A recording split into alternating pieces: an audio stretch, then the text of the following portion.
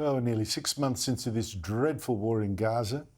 But Israel and representative of the Hamas terrorist group, they're going to now meet in Egypt on Sunday to talk about truce.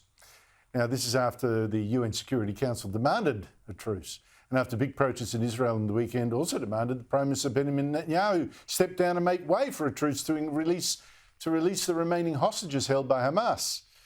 Now, like I say, it's nearly 6 months since Hamas did attack Israel, starting this war, killed 1,200 people, raped women, kidnapped more than 250 people. And the war since has devastated Gaza, the Palestinian territory run by Hamas. And despite that, though, I have to say, I doubt much can be hoped for from these talks. Certainly not a long-term peace deal. Not when the leader of Hamas abroad, the leader of Hamas inside Gaza, the big chief, but the leader of Hamas abroad, says he's never going to accept the existence of Israel. And Hamas is encouraged by the mobs in our streets that keep repeating that Hamas chant, from the river to the sea, Palestine must be free. المسألة الأولى، نحن لا نقبل حل الدولتين. هذا مصطلح مرفوض، لأنه معناه أنك أنت لك دولة موعودة، خاصة بعد 7 أكتوبر. أظن تجدد الحلم والأمل، فلسطين من البحر إلى النهر، من الشمال إلى الجنوب. وهذا حتى كما قلت لك أصبح شعار في الولايات المتحدة وفي العواصم الغربية وعند الجمهور الغربي الأمريكي والغربي. So congratulations to all those moron protesters in our streets chanting what Hamas is. Well, it's giving them a lot of encouragement. You just heard it from the big boss abroad. Joining me is the country's top foreign affairs writer, Greg Sheridan of the Australian newspaper. These talks in Egypt, Greg, great to see you. These talks in Egypt, they're going to lead to much on Sunday?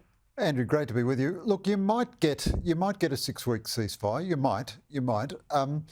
I must say, all the uncritical support people give to what would effectively be a unilateral Israeli ceasefire, such as our government, which I think just wanders in a dark fantasy on these issues, that encourages Hamas not to do a ceasefire involving releasing hostages. Because if the whole world is saying to Israel, you must ceasefire no matter what Hamas does, then Hamas will say to itself, we can get a ceasefire without releasing any hostages. The other point I'd make to you is, Hamas always calculated that Gaza would be devastated by Israel. It did these attacks in precisely the way it did them in order to engineer this response from Israel, and it is perfectly happy for Gazan civilians to suffer grievously. That doesn't mean Israel has no moral obligation to the people of Gaza, but it's not unhappy that this suffering should continue. It thinks Israel's name is being besmirched around the world, and it's making strategic gains. It hopes it'll get a new front out of Lebanon. So it's not under much pressure to produce a ceasefire.